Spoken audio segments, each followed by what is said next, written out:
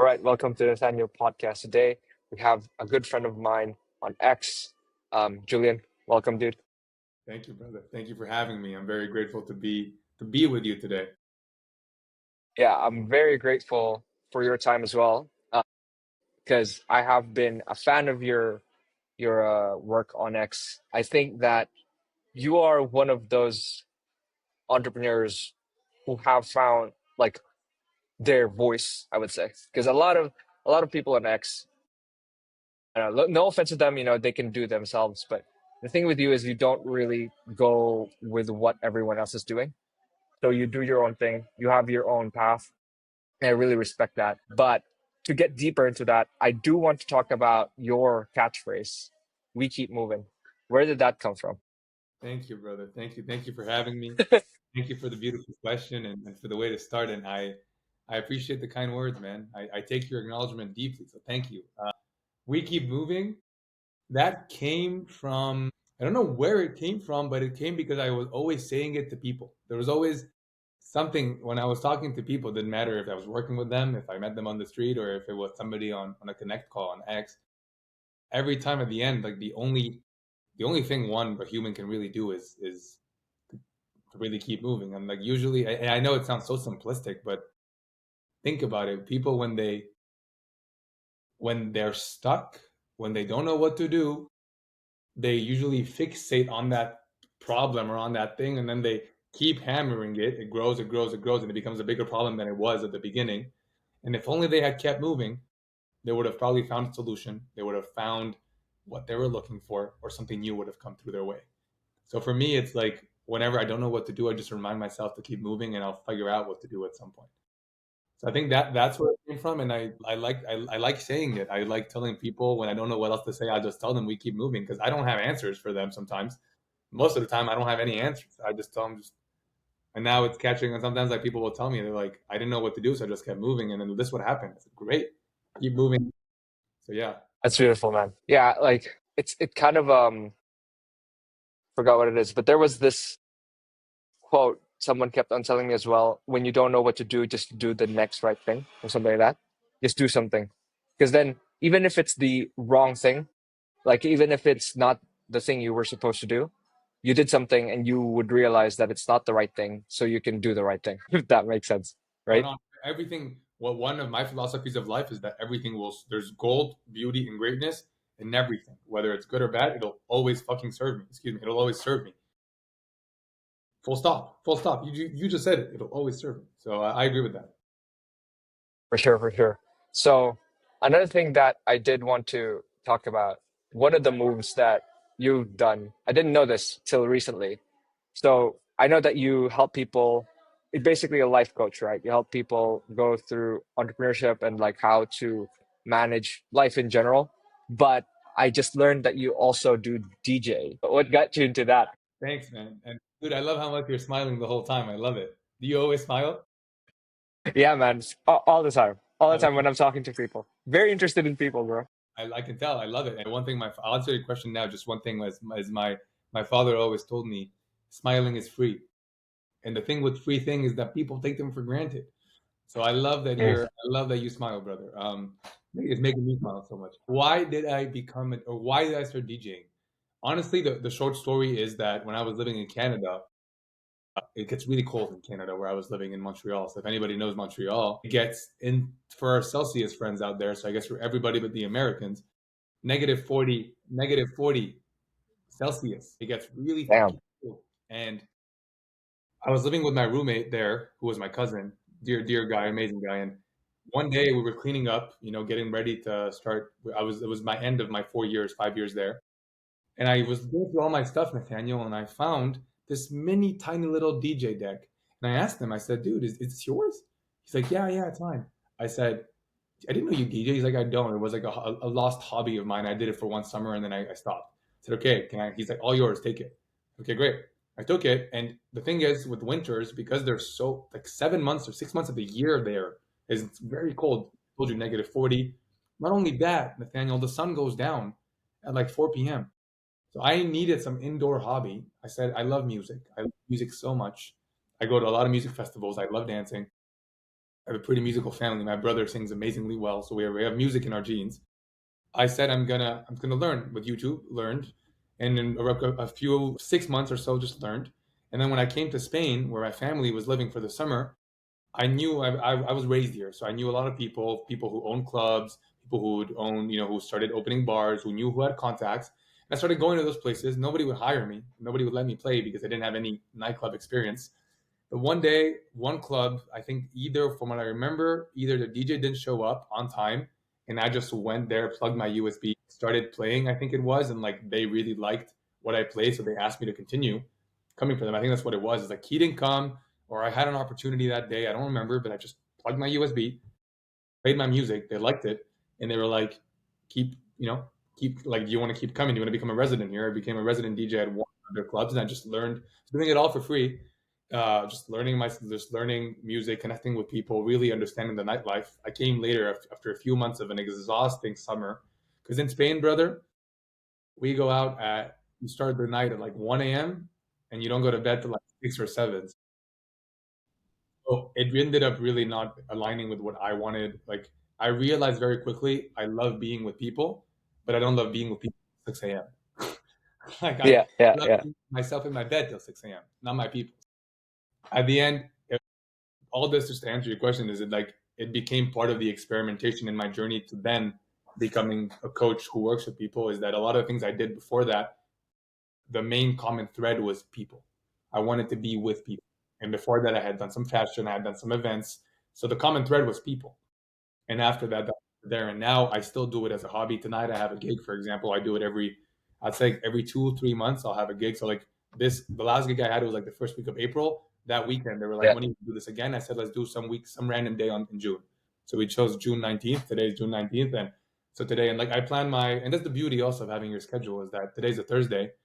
Well, tomorrow I'm gonna treat it like if it were a Sunday, and then Sunday will be my Friday. Like it doesn't matter. The story. Thanks for asking, brother. I love it, man. I love it. Like what I was thinking while you were saying that is, so I know that you're starting like a business, or you have a business as well, right? I'm curious, how is it that you balance? Because like a lot of people on the internet has had this concept of like monk mode, um, season of no, or like you got to focus. How do you figure out whether a thing is a distraction or something that like leads you towards a vision? Like at least for me, I guess I'm asking this in terms of my own perspective, because sometimes I feel like something is a hobby, and then something it's something that I really like to do. Then it's taking away. I'm a very obsessive person, and so when I take on a hobby, I become obsessed over it, bro. Like it's almost as if it's my business. And so Mm. sometimes I need to like like really even like remove that part of me for a while, because it takes away the time. So I'm curious your perspective on like how do you keep that balance on like doing your hobbies and doing focusing on business? Great question. And I hear you, right? Like when you like something so much. So what you're saying in your example is you like it so much that you become so obsessed with doing that it ends up maybe taking away from what you should or could be doing. Is that what you're saying? Yeah, exactly, exactly. Interesting, because I would say my first answer is I think if it wasn't for that experimentation of mine, like if I hadn't gone into fashion, if I then hadn't gone into music, if I then hadn't gone into events, then I think experimentation is really the biggest driver of purpose, or at least of one of our Mm, purposes, for me at least. When I really sat back to reflect before I even decided to build a brand, before I decided to build a business, I really had to be like, what kind of business do I want to build? And that came from that experimentation. Now, I would say is like you and I said at the beginning, everything serves us. So even if we do things that inherently might not bring us the value or might take us away from doing other things that may have more value, I'm a deep believer in I trust a lot. I called it like these nudges. I trust a lot my gut, my intuition. And so if I'm doing something, I think at the end it's like I don't I think I'm learning as well as I go through right now through my life. I'm learning to trust more if I want to do something, or to sit with something. If it's something I really don't know if I want to do, I would trust. Maybe you can give me an example, Nathaniel. What's one thing you maybe got obsessed with recently that you think took away from maybe building your business? okay, let's say. I would say, dude, I tried to get. I love playing chess ever since I was a kid, and I got like I was like, I'm just gonna play a game or two, like a game every day. I told that, but then there was a time when, dude, I like a week where I just played like nonstop, almost like 6 hours every day, because whenever I won, I would want to win again, and whenever I lost, I would want to get it back. It's like it's become this obsession again of me. I was like, I want to become great at chess, and then like now I'm taking a break off. Like I'm actually not playing again. Why? Because doing that has been taking away from working on your business. Yeah, it's began like distracting me from doing like the things I do. There were times when I needed to do a certain task, and like I ended up over spending time on chess that I had to cram the task, if that makes sense. Okay, I hear you. Well, if you don't mind me asking, what is your business? Like, what do you do with people? So I'm a ghostwriter. Well, ghostwriter, but also like I help people the next steps like monetize. So basically get clients, not just like grow their Through brand, but actually launch events. Yeah, like launch lead magnets, write emails, all that stuff. cool. So okay, and you play chess usually online with a computer or with other people. Yeah, yeah, online. Chess.com. Yeah. Okay, cool. Well, I guess in your specific example, if I were you, like to answer the question now about like how do you take it away, it's like you're right. If you're seeing that playing chess with a computer is taking you away from becoming a better ghostwriter, helping people make more money, helping you make more money, then yeah, it's a wise move to stop doing it. Now, I would say if you enjoy playing chess so much, it takes you away from the work mode, and you start playing other people, whether it's online or even in real life. I would even consider that a connect call. That's somebody who you could end up serving, somebody who you could end up working with. I'm sure there's many people who are like you who want to build a brand who also play chess, and it could become a way to combine both things. Where because I hear you, maybe you're also saying like, oh, I love playing chess, but I feel guilty because then I have to cram and I have to do all these things. At least in my experience, what I've found is that, and this is why I think I do what I do, is everything that I do, my business relies on my growth, relies on who I am. Like my business, I am the business. So at the end of the day, everything I do doesn't really pull me away from it. If anything, me going for a walk, and I love going for walks, I love going for runs, I like going to the gym, I love playing music. Like you said, you're right. I don't go DJ anymore every night because it fucks up my next day. But if I saw, but I've also I think I'm pretty sure I've met one or two of my current clients through a night out at one of my gigs, Mm, because the person that I am in those gigs is also the person that I am if I'm working here on my desk. Like it's the same being. So at the end, mm, do you hear what I'm saying? Does that answer your question a little yeah. bit? No, yeah, that makes sense. Yeah. Like it kind of goes back to like you are the niche at that point, right? In a way, You are the business. Yeah, right? yeah. Yeah, it makes sense. Now that you no, dude, like you just gave me a freaking good idea, bro. Now, like I'm Listen, gonna start posting content about chess, bro. brother, Now I'm gonna start, right? I'm gonna start fucking live streaming chess, man. why not? Why not? I'm sure there's other people out there who play like who I'm sure there's other people out there who play chess who also want to learn how to make money online and grow brands and learn how to make lead magnets, learn how to create content. I'm sure. Yeah, and I actually know like a lot of content, like a lot of people in chess are now becoming content creators. I'm not sure if you've seen that. Like like people who stream on Twitch.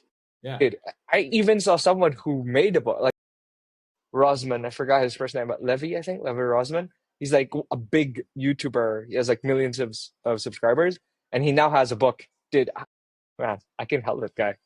There you go. I'm gonna pitch him, bro. Nathaniel, go play chess with him like a few times, get to know him, and if you really see that you like him and you vibe with him and you feel aligned, invite him to work with you. Why not? Hell yeah, dude. Oh man, dude. So this is beautiful, man. Because now, like, I'm experiencing the life coaching in action.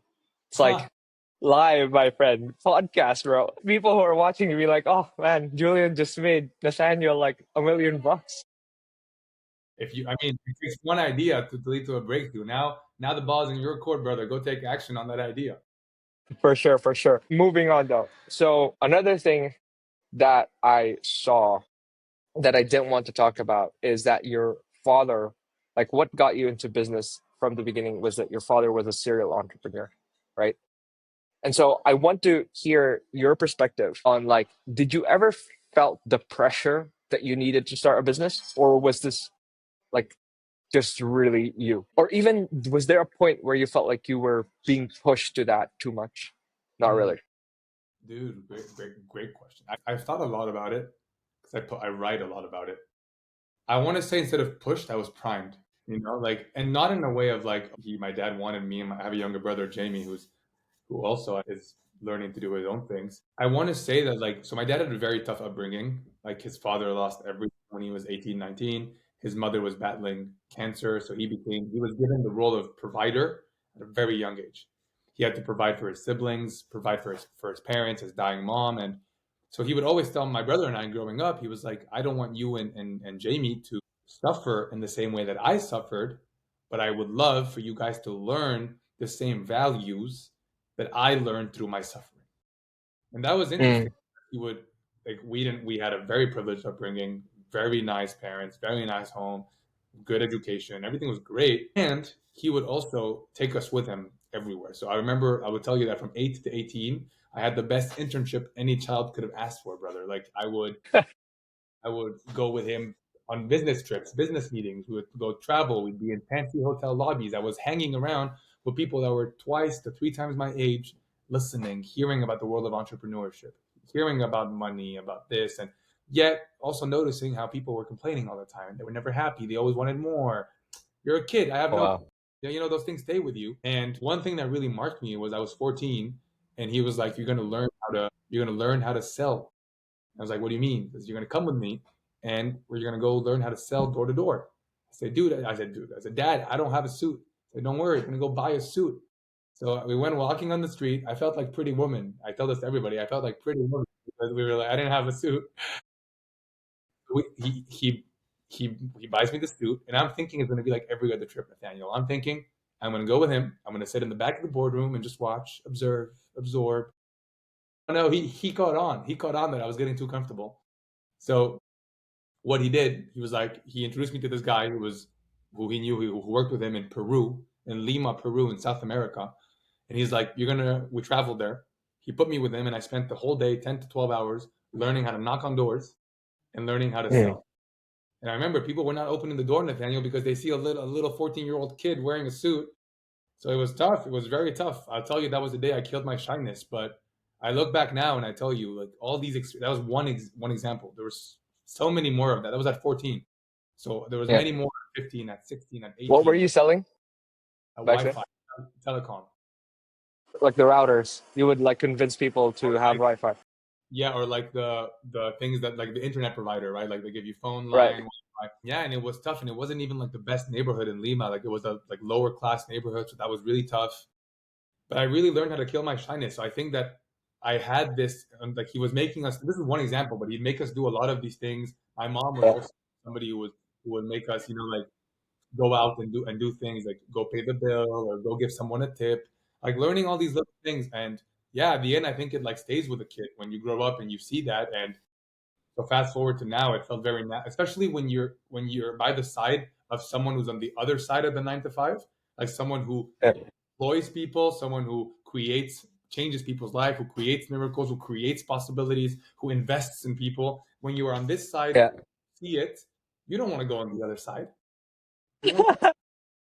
So I think it also you said it adds a little bit of that pressure of, well, he didn't start that way. No way he didn't start that way. Mm. So it definitely added some pressure, and I was very, very, very lucky, very grateful because I learned so much and I keep on learning. That's why when I started this journey, I came back to live with him because I wanted to firsthand see what it's like to travel with him. I wanted to live at home, save some money. That's one truth. Mm. The truth is also, while I figured out what I wanted to build and what I wanted to do, it's let me learn from the guy who taught me. Let me learn from.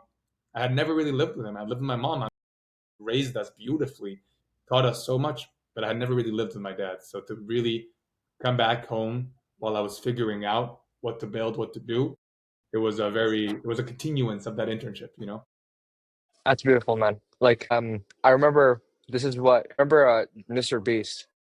Mr. Beast is like the prime example for me of why environment is so important because I think he got jacked in like 3 months or something. He went from like super fat. to super jacked because all he did was like go away from his friends who were eating pizza and stuff, and he went with like gym bros, and then he transformed himself. And like he basically said it's all about the environment. Like if you want to succeed in a specific thing, just go to the people who are successful in that, and like you will get transformed like them. You'll get shaped. So I'm curious, dude. How did you pitch the telecom thing, like the Wi-Fi? I don't even remember. And we're talking over a decade ago. I don't remember. I know that I was very shy. Like I can tell you, like if there was a graph, and like on one side we have like level of shyness and stuff. Like my shyness was decreasing, and then at the bottom you have time. The more time passed, the lower my shyness went down, down, down. It's like I know for a fact by the 12th door, my energy and the way I was showing up was very different first. And I think that I sold at the end one or two, and one of the first one I sold, Nathaniel, I was so excited that I wanted to call my father that I forgot to take the fucking signature. So I left. I didn't get the signature, but at the end, thank God the other guy who was more experienced, he remembered. So we went back in. I was so excited, so happy. Like it wasn't about the money. It was like, dude, I did it. I did it. So I Yeah, don't, yeah, yeah, yeah. but I definitely tell you that you can kill your shyness in 12 hours if you really want to. Yeah. That's your first sale ever in your life, right? I would say the first documented one. Yeah, yeah, Maybe yeah. I sold stuff when I was 8 or something, like cookies or lemonade. I don't know. Right, right, right, right, right, right, right. That makes sense. But yeah, man, like that first sale, like that. At least I want to talk a little bit about that as well, because I remember when I closed my first client, dude, it was like also like hell for 45 days when I started my business. That was my first sale, right? And when I started my business, I was just like pitching everyone. I was like not pitching, but like sending DMs, and I was so scared to pitch people that my DM was like, "Hey, I'm ghostwriting. Hey, I'm going deep into this ghostwriting thing, and it's a good way to like grow your personal brand, blah blah, and build your business." But a lot of people are struggling. Social media. I'm here to help. Do you know anyone who happens to know to who happens to need this type of service? So I don't really pitch people. What I tell them is like, do you have a friend who you can refer to me? So I was just so scared to be rejected, even though I knew that I wanted them to sign with me. And man, like it was so grueling the first few DMs because most of them were ignored. Couple like most 50% were ignored, 25% were just a no. Like and then the other 25 was I don't know, like just they just sent me random things. They just joked around. Just that one yes is like ego boost, like confidence. First sale.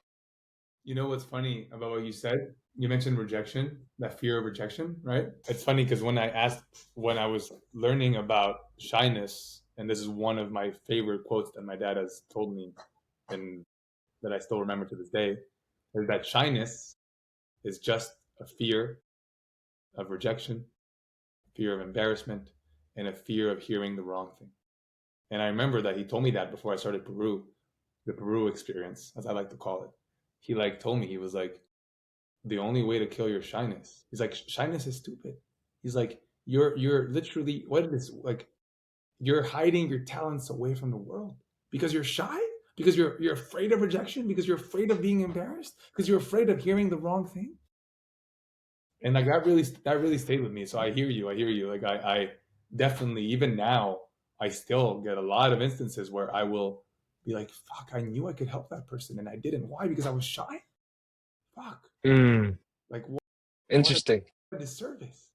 What a disservice to that person. Right, right, right. Wow, that's a great perspective, right? To like view it from a perspective of serving people rather than selling people, right? I never sell, brother. They asked me, like literally, like somebody told me, like some guy was like, "Do you have?" What did he say? Please, I don't want to buy any coaching. I said, I don't sell any coaching. But you mentioned you have a problem with your wife. Do you want to like? Do you want to get to the bottom of that problem with your wife? It's like, yes, I would. Okay, you want to keep talking about it? It's like, yes. Okay, okay, great. We'll keep talking. Man, I love that. I love that, dude. All right. So now, what I how among all the platforms I've been seeing you posting more on X and then LinkedIn, what do you think? Like, do you have anything that you have seen, a pattern that you've seen in content creation, that you want to speak on? Like maybe, I don't know, a hack or maybe an observation on content creation. Hmm. It's funny. I would say that I'd say that the more I've been posting, whatever Yeah. platform it is, whether it's YouTube, LinkedIn, Facebook, Instagram, or X, whatever it is, I've noticed that the main, at least for me, the less I leaned into like strategies, the less I leaned into Mm, personal brand advice. Like I like the idea of like, hooking people and like learning about how to do those things. That's I think that's good if you really if you're saying something substantial that you really think people should read. Well, hey, let's grab their attention so they can read it. So I don't mind that. But I think that that's maybe the only strategy you could say I use is learning how to like do the show more like live. hooks, right? Yeah. Yeah, yeah. Not even really hooks, more just like, yeah, I guess the hook, you're right. But I would say that strategy wise, like the only hack I've really learned is the more that I put my real self out there, and I mean that, like not in a cliche way of be yourself, as in like the more that I leaned into what I liked, what I felt aligned. Like you asked about DJing, I used to hide that part of me because I thought Mm, people would be like, if no he's one a coach, cares. yeah, no, not necessarily no one cares, but like more of like he's a coach, like he shouldn't Mm, be like drinking, partying, doing drugs, and like I don't do any of those things. I do drink sometimes, I do party sometimes, but like it's and it was funny because I then realized I'm like, no, I only want to work with people who want to be with the whole of me. So I think the best hack, as you called it, I think is really just like putting all of you out there, putting everything, not mm, coding, not hiding things, not. I tell you, man, the more that I've and for me, the other hack that I've found recently is being less online. I mean it. Less on there, like really, especially. I mean, I'm in a relationship business. I'm in the service business. I'm building a service. I don't have a product. So, like, I'm the service. So for me, the more people I've got into service by being with people, by being in conversation, not engaging, not DMing, not spending like multiple hours a week building a lead magnet. Like all those things are helpful. But for me, mm. helpful has been being with people. Does that make sense? Interesting. Yeah, yeah, yeah. I love that idea because I think there's a part of me that is still into strategy because I'm a big, like, I'm a nerd. As I said, like I play chess. I used to play Rubik's. I used to be a mathlete, like a mathematician athlete. You know what I mean? Compete in math. So I'm a big like numbers guy, logic guy. And whenever I play a game, which I consider like personal branding, social media to be a game, I try to find like the strategy to like hack to win the game. If that makes sense, right? So I like that aspect, but I've found that the more I, because what happens is when the strategy can only go so far, whereas everyone is just having their own strategy. It's like in the game of chess, you study different grandmasters, and then you start copying them, and everyone starts copying them, and like everything just becomes the same game over and over again. Is that right? But the thing with social media, personal branding, is it's an infinite game with no rules, and you can absolutely do anything. So the more you actually be yourself and live your life, the more you stand out, and you probably will not win the game in a sense that you won't get like the biggest followers. But I mean, I think you win in terms of you build your actual personal brand because you become a person. Yeah, well said. And at the end, I guess it depends on what game you want to play. Like I sometimes people will ask, "What do you think I should do? Should I go work with a brand strategist, or should I work on myself?" So well, obviously, I'm biased. I think anybody who works on themselves is going to win, but it depends on Yeah. what game you're playing. Do you want to get more followers? Do you want to have more authority? Do you want to build a brand online, or do you want to grow as a person? And if your answer, there's no right or wrong answer. It's just what do you feel aligned to do first. If the answer is A, then go do A, right? Like there's no right or wrong. It's like you said at the end. I think like you of the best game to play in life is yourself, is building yourself, and that's why what I love about my profession is that the only prerequisite for success in my profession is working on myself. The more that I grow, the more I can help other people grow. The more that I the more I can give, the more I can love, the more I can serve. Oh man, dude, you inspire me, bro. Thank you. Our conversation. No, I promise, dude. Because right now, I am in a position. So, like for me, I saw X as as an opportunity to make money because I had like a tough background where I was working night shifts. I was getting paid 200 to $400 per month. I was going to uni. I had no support. So I had to like hustle my way through life, you know.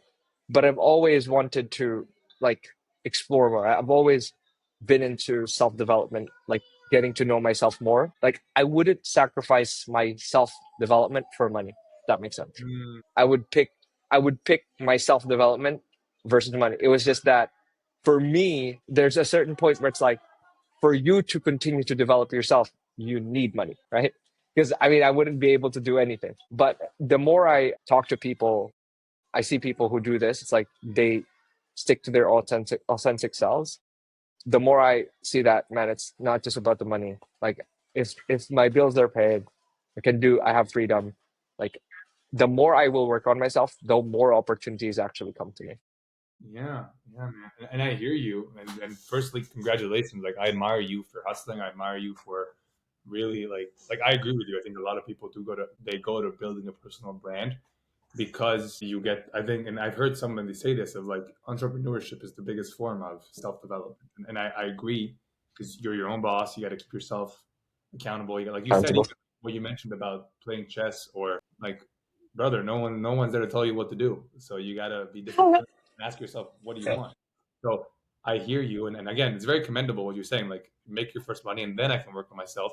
But I would even argue, and I say this with some of the people who work with me, there are people who are in 9 to 5s. This is like two of them. There are 9 to 5s. You see my dog? She just, I don't know if you can see her. Aye. She just, Yeah. um, Molly, she's a Labrador. Her name is Molly. Nice. Is she going to sit and join us? Two of the people that I do work with, they're both like in their 20s, and they're in 9 to 5s. Don't know what I think they were pulled by the glamour or the idea, I would say, even of building a brand and making that money, building life on their own terms. And the reason they started working with me was more of, I think I want to work on myself. I'm happy in my 9 to 5. I don't hate it. I just want to build life on my own terms. But I think before doing that, I want to learn about myself. I want to love myself. I want to really get to know myself, who my true being is. And as they've done that, now here we are, maybe just with one of them 3 months later, with the other 6 months later, and they've now seen that they want to become their own coach, their own type of coaches. They have their first clients that are felt aligned in a way with them. That's not draining them. That is adding to their days, right? And because they're not doing it for the money, because they are happy in their 9 to 5, they don't need anything from the business. The business is just a vessel to work on themselves, to serve other people. Because the more you serve others, the more you serve yourself, and vice versa. And so it's like you said, like at the end, it really depends on what is the game you want to play, and it depends on what are your priorities. And I know, I'm telling you, I know a lot of people who don't have the financial means to work on themselves, to invest in themselves with like a coach. And yet, by doing that very investment that you don't have the capacity to do, your return ends up being even more powerful because you show up for Mm. yourself. You're sending your signal to your brain. I'm this important. I'm this important that I'm going to show up. Like you said, like Mr. Beast, I'm going to stop being with other people. I'm going to go and I'm going to work on myself. And I'm really going to make it count. And then by default, that spills over to your business. It spills over to building something that is an extension of you in an aligned, unique, authentic way. And then people start gravitating to that. People start coming to that. People start wanting that too. You hear me? Yeah. Yeah, for sure. I'm curious then, what do you think is the game you're playing in terms of your business? Like, or what does winning mean to Julian? One thing I tell you, and I've said this before. Winning to me means nothing if I'm winning alone, and I mean that. Like I want every person, whether I work with them or not, it's irrelevant. Every person that I can. For me, it's like I want to serve people. I want to be of service, not only if they're a client. So for me, it's not. I don't show up from a place of is this like, what if this is somebody that I could serve? It's not an if, it just is somebody that I can serve. Now let me figure out how. I really want to go through my life that way, and I aim to go through my life. So I would say to you, the answer to the question is what game I'm playing. I'm playing the game of service, of just, who can I serve today? How can I be of service? How can I be of love? Mm. What can I say? What can I do? What can I listen? How can I serve the moment? It's not always what I have to do or advice I can give. Sometimes the highest service thing I can do is be there with someone and just listen.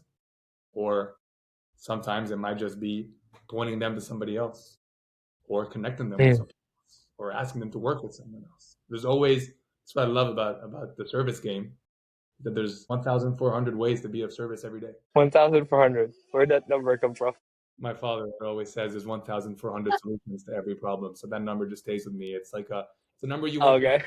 Okay. You'll never forget it, right, Nathaniel? How many? 1,400. Yeah, it's a number you won't forget, and it's really at the end. Is even if you think you found all the ways, there's always another one. We keep moving, right? There's always another one. I love it, man. Oh, damn. I love it, dude. I love this, bro. So, would you say that there's a specific type of person who you're looking to help? This is like a strategy term, but do you have like an ideal customer profile, you would say? I love that you're asking me that, because like the other day I was thinking. So I'll tell you, if you look at and I did this with my coach. We like try to go through the clients I work with, and like Yeah. there's similarities, but they're all very different. Like there's some that are much older, some that are like, I don't have the same age range. Like out of all the clients, some are in their 20s, some in their 50s, 40s. So age, like we couldn't find a commonality in age. Industries, we have some in luxury, some in like accounting, some in sales. Like it's, so there's no profile like that. But I'm going to answer to you in characteristics and being, okay? Okay. Because that's what even when people say yes, I want to work with you, I tell them, okay, well, before we even talk about money, let's talk about commitment. Like, how committed are you? So when Mm. I'm answering the question, who do I serve, or who do I want to keep on serving? This is what really came to mind, and it was people who show up with deep commitment, meaning like they treat, and we call it coaching, but I would say they treat their time with me, their time with themselves, like a sacred, high stakes space. And when I say sacred, I don't mean religious. I mean sacred as in it's about them, it's their life, and their life is the most important thing, right? Mm. People who take ownership. They're not outsourcing their results to me. They want guidance. They don't want saving. They don't want fixing, right? They are building what I may be modeling, a life, a business built from their values, not vanity, not metrics. They resonate with identity first language. I talk a lot about being, a lot about service, a lot about alignment, truth, energy. So they understand that, right? Or again, there's many people who, when they come to me, they don't get it. So that's why I tell them, before we even talk about money, let's have a conversation about commitment. Let's have a conversation about intimacy. What are you called for? I told you, are you going to work with me because you want to have some quick money, or because you want to build a follower account? Because that's not what I do, right? So let's find out, what are you being called forward, right? And I love working with people who are not in a rush. They trust the process, even when there's urgency present. I've had people who really told me, I don't think I can continue working with you. I really have no money. And we slow them down to like, who do you need to be to create those funds in the next 7 days? And then they go and they create the funds in the next 7 days, legally, morally, and ethically. Not like they went and robbed someone. Not scamming people, of course. Like, No. genuinely, because they're willing to slow down in order to then speed up. They're willing to really like. He's Mm. like, listen, bro, I don't know if I can continue with you. I said, brother, we still have like 2 weeks of our container. Let's talk. Well, who do you need to be if in the next week you're able to create the funds? Who would you need to be? He says, I need to be someone who believes he can do it, and that I have no choice, that it's going to happen. It's a decision. It's going to happen. Not a goal, a decision. It's going to happen. I said, okay. And if you do that, man, what opens up for you? He says, oh, everything. If I end up doing this in the next 7 days, I can do anything. I said, okay, go ahead, go do it. Go show me. Came back 7 days later. He didn't leave. He went to the bank after thinking of 100 options. He went to the bank and he told the people at the bank, I'm not leaving this place until you give me some kind of loan, whatever it is. Like, I need a loan. Like, I need a loan for some amount. Give it to me. And he like told them, like, I'm this is what I'm doing. I'm going to become a great coach. I believe. Like, he was like, he already had decided that he wasn't going to leave the establishment until he got something. And I don't know how long it took, that they gave him a loan for 60% of what he needed, and that was more than enough because he had the other 40% in his bank. And here he is. That was 3 months ago. Now he's here with still 3 months later. He's asked. So we asked him. I said, "Remember what you told me?" He said, "What?" He said, "I can do anything I want if I'm able to do this." I said, "Okay, you managed. Now what do you want?" He said, "I want to move to another country that's not a third world country because I live in the third world now. I want to move to a first world country. I want a better job and a better salary in my 9 to 5." I said, "Okay, go ahead. Go ask your boss and go do it. Remember, you decided it. It's not a goal. You're going to make it happen. Who do you need to be?" I said, "Okay, I'm going to do it." And then a month or two later, he just moved to the US, salary promotion, salary increase, and now he's been there for 2 months, and his promotion just got re-promoted after just 1 month there. So even more income. So why I share this story, because I share the power of possibility, man. That's what I love, working with people who believe in possibility, who are open to possibility, not people who are so nitpicky and oh no, I disagree, I don't agree. Possibilities, possibilities. Does that No, yeah, man. I love it. I love it, dude. That story, his story reminds me of a mentality. Like every time I also play a game, it's the same mentality. Like I go in a game and I'm thinking it's either I win or I die. I'm going to as well, dude. On X, that's why I was willing to invest like 13,000. So I invested 13,000 money that I didn't have. I have 5,000 on my bank account during that time, but I invested 13,000 on coaches and courses to figure out the game because I was like, bro, I'm just like gonna go all in because if nothing happens, I mean, I have nothing to lose anyway. So either I win here or I just die, and it happened, dude. what happened? Tell me. What did you Well, I closed my first client in 45 days, and like that was so I invested 13.5K and 13.5K, and I closed a 12.5K deal, There and you I go. was able to pay off my like debts, but it wasn't really a debt because it was a payment plan. Brother, I acknowledge you. So Can I ask you a question? Was that a goal of yours, or was it a decision you had made once you made that investment? it wasn't a goal, dude. It was like it was a decision. It was like either I win or I die. That's it. It's that simple, and that's why I say this to a lot of people too, and they think I'm crazy. And my man and Nathaniel, I acknowledge you, brother. Like you're a beautiful example of the true power of belief and investing in yourself. Like that's what it's investment. People love to say, I cannot spend that much. I say, I'm not asking you to spend that much. I'm asking you to invest in yourself, to enroll in your dreams, in your life. And I say this to a lot of people. I'm like, I love, like a lot of people think I'm crazy. They're like, dude, you're already giving me so much value. Why would I just not keep doing this for free? So it doesn't matter whether you pay me or not. My side, me, I'm not going to change. The person that will change is you. So if I were you, I would invest because it's going to be a difference for you, not for me. And you're the perfect example of this, Daniel. You're the perfect example. Of this. The guy, he's like, I've never heard. I don't. What kind of mind game is this? It's not a mind game, brother. It's not a mind game.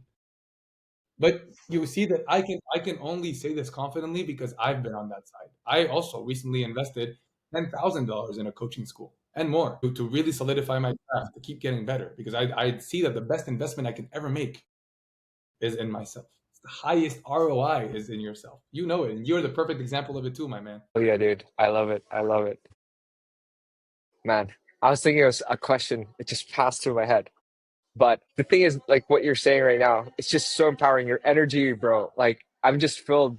Like like after this podcast, bro, I'm going to like I don't know, like I'm gonna do something amazing, bro. That's my feeling right now. Like I'm gonna after this podcast, I'm gonna stand up. Well, I'm still gonna stretch my legs because I'm sitting down. I'm gonna stretch my legs a little bit, and then I'm gonna fuck like so excited to like just do outreach or whatever.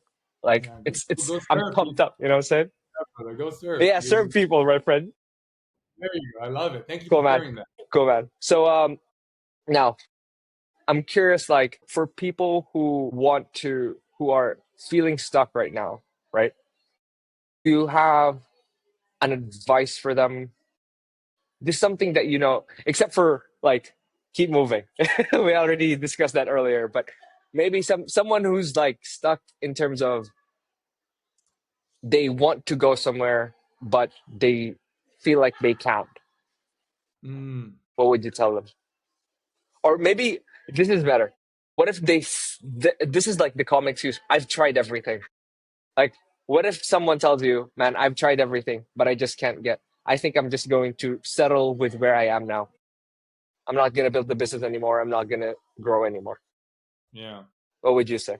Well, first thing is I would ask for permission. That's everything. One thing I've learned is that people are way more receptive to my advice if I ask for permission. So I'm going to ask you for that permission, and to your listeners who are listening to this, I'm going to ask them to hear what I'm about to say from the realm of what's possible for them. To not hear whether they agree or they disagree with what I'm saying, because my word, what I'm going to share right now, is based on my experience. So it's not my opinion either. And I really want to make that clear, Nathaniel, because I'm sure I'm guilty of this. I'm sure you are too. I'm sure your listeners are too. You watch stuff, you read content, you get advice, and you catch yourself going like, "Oh, yeah, I don't know," or "Yeah, that's not going to work for me," or "I've tried everything, so clearly that doesn't work," right? So what I only want to say is before I share my experience is, please listen from the realm of what do you hear in this for you and your own circumstance, your own life. There has to be something in what I'm going to say that you're going to hear that will help you. So please, do I have your commitment to that? At least yours. Sure, man.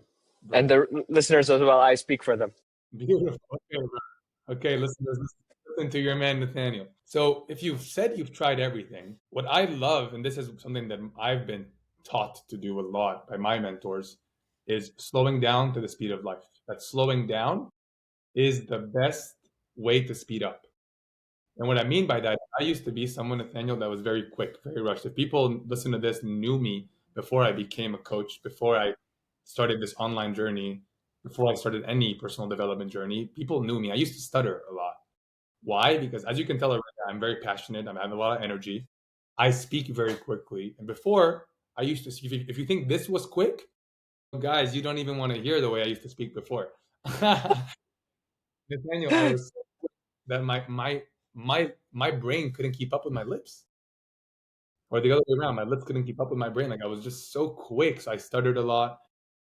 And what I realized is I was trying to do so many things at once, trying to fit in so many things. Like even when I'd call my friends, I was always doing something. Like I was always ironing my clothes, cleaning the dishes. One day, it was so rare that one day I called one of my best buddies, and I was sitting on the couch, and he was like, "Damn, never seen you on the couch." I was like, "Yeah, it's weird. It's that it was that rare because I never sat down and did nothing. It was always had to fill up. I used to measure my self worth with how much I did with my productivity. Why am I saying this? Well, why am I mentioning this to your question of slowing down? Is the minute I learned to sit with something, right? Even I know I say keep moving a lot, but sometimes keep moving also means be still with yourself. Keep moving means whatever you want it to mean. And maybe right now, the next best move you can make, the next best move you can keep is to sit down with yourself and ask yourself, what have I tried? What have I liked about what I have tried? If you say you tried everything, then let's use that as data. What have you Mm. liked you've tried that serve us? So what did you like about it? What did you not like? What stayed with you? And the question again goes, let's slow down. What are you even trying to build? What are you trying to create, more importantly? It's not building, it could be just creating. Are you trying to create a business? Are you trying to create more love for yourself? Trying to create more love for your partner? Are you trying to create more income? Are you trying to create more fitness and muscle mass? Answer the question, what are you trying to create? And then let's slow down to that. What have you done so far that has led to that? What has been fun in what you've done? What do you want to do more of? There's a lot of people who are like, I want to create a business. And then I was like, okay, what have you done so far to do that? I've been posting every day on X, engaging every day, DMing. So, okay, what do you like about that? Said, oh, like nothing. So what do you like instead? I like talking to people and being in the park. Okay, last I heard, there's people who go to the park as well, not just you. Go to the park. Go. Like, I think it's so funny because at the end, it's go slow down and go do more of what you enjoy doing and slow down to that idea. Let's slow down and really see what value can this bring, right? Does this bring me anything? Does this have any value in what I want to create, right? And that's why we have to answer the question, what do I want to create right now? Am I making sense, brother? What do you? That makes sense, man. That makes sense. It was every time I ask you, I feel like the questions that I'm asking is really more for myself, to be honest. Yeah. Because like right now, I'm 22 and I have this temptation to like explore more, but I also have this desire to scale the business. You know, like I have this temptation to like take it slow and like explore possibilities first. But the thing is, I've seen what works, and honestly, like right now, I'm in a great position in terms of the business where I can like, if I just 10x the inputs, I know I will 10x the outcomes. That makes sense. Can I ask you a question? Yeah, go ahead. Do you want to 10x the input? Like, would you like to do that right now, or what would you like to do? Right And don't now, answer me of what's going to come to you from what you do. Answer me from the place yeah, of, as I do that activity, do I get fulfillment and happiness and joy from this activity? right. Right now, when I think of what I want to do, we can talk about this off camera, but I want to like go to Spain and travel. Like my primary goal right now is to go to Spain because that's how I will get the passport. Because again, it's so hard to get like visas and things when you're in the Philippines. But if I could stay in Spain for 2 years, I can get a passport and I could be able to travel. That's like for some reason, my brain just pulls me towards that idea. You know, like it's just telling me do that. Okay, so do you believe that you can create that while also 10xing your inputs? Yeah, that's what I'm doing now.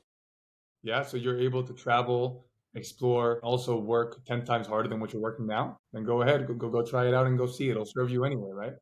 Yeah, exactly, man. That's what I saw. Like that's what I'm trying to do now. Next day out, 10x the inputs and move towards what I'm doing. But yeah, man. Um, so final question, my friend. This is one of my favorite questions. What's the best piece of advice you've ever received? I feel like if you asked me that question tomorrow, yesterday, or next week, my answer would be different. Or different? So I'm gonna tell you what came to my mind the minute you spoke it. I'm having like a 500 that are coming through right now. I think I'm gonna go with that. I honestly want to say I think there are 1,400 solutions to every single problem, and problems are your best friend. Problems are your best friend. So even if you right now, in your case, you find out that fuck, I travel, I want to keep exploring, I really don't have the time to go outreach and DM or ghostwrite. That's a blessing, brother. That's not a problem. That's a blessing. That's literally life telling you, Nathaniel, slow down and go focus on doing what you your business is good, you're doing well. Go focus on yourself. Right? And maybe maybe you're like, fuck, I love it. I love what I'm doing. Right. So at the end, and this goes to the question you asked me before. If somebody says I just tried everything, I would say, have you really tried 1,400 ways? Because if you haven't, then go keep trying. Because I tried 1,400 ways. I tell you I what, love I that, tell dude. you, I'm sure there's people listening who are gonna be like, but isn't that like just the recipe for burnout? Isn't that the recipe to overachieving? And please, I encourage you to listen to what I said 10 minutes ago. Sometimes one of those 4,000 ways is to slow down and rest and recover and work on yourself. It's the opposite of burnout. So please, I don't want people to hear me as in me saying, have you really tried every way? It doesn't mean go do more. It might sometimes be just Right. be more. Go learn into your being. So Mm. that's what I would say is the piece of advice that at least shines through the most. So sometimes we keep moving just means taking a breath, right? That's still movement. Just moving your Yeah. diaphragm. It could even be moving your intellect, moving your brain, moving your being, right? Expanding your being. That's also movement, right? At the end, it is whatever you want to make it to be. That's the beauty. Beautiful, man. All right. So, is there anything that you are launching right now? Any events, offers, maybe products that you would like to share? Honestly, the only thing I want, if people have resonated with what I shared, I would love, and they want more, go. I release a free newsletter and free videos on YouTube that I love doing. There's I've gotten people who I don't know from a hole in the wall are reaching out to tell me that they've been really helpful, that they've been really making a difference for them, and I believe it because I pour my heart and soul into them, and I don't hide anything. Like I share everything. So if something resonated here and you want to hear more, go check out that. Maybe I can send you the link, Nathaniel. You can put it on the bio or the description or something of my newsletter because I love my newsletter. I record it, I speak it for those who prefer listening, and I write it for those who prefer reading. So and they're so fun to make. So that's the only thing I would say. And if not, then that's it. Thank you for listening. Thank you for watching. Thank you for being with us. And Nathaniel, thank you, brother. The questions were powerful. Your energy was beautiful, man. I love how you were listening. I love how you kept hearing things for yourself. I love the way you're smiling, brother. I love it. Love it, man. I love your energy. I love the input you've made as well, bro. Like I share, I told this earlier. I feel like after this call, after this podcast, I'm going to be like so pumped. Like it's PM on my end right now, but I feel like it's just 8 a.m. my friend. It's like my day's just getting started, bro. That's the beauty of tapping into your being, my man. Your energy. Your energy is the most beautiful thing. I love that you said that, We brother. keep moving, my friend. We keep Beautiful. moving. Thank you for your time, brother. Thank you for All having right, me. dude. I send you so Thanks much love. for hopping in, bro. All right, bro. Thank you, brother. Much Thank you love. for listening, everyone. Cheers.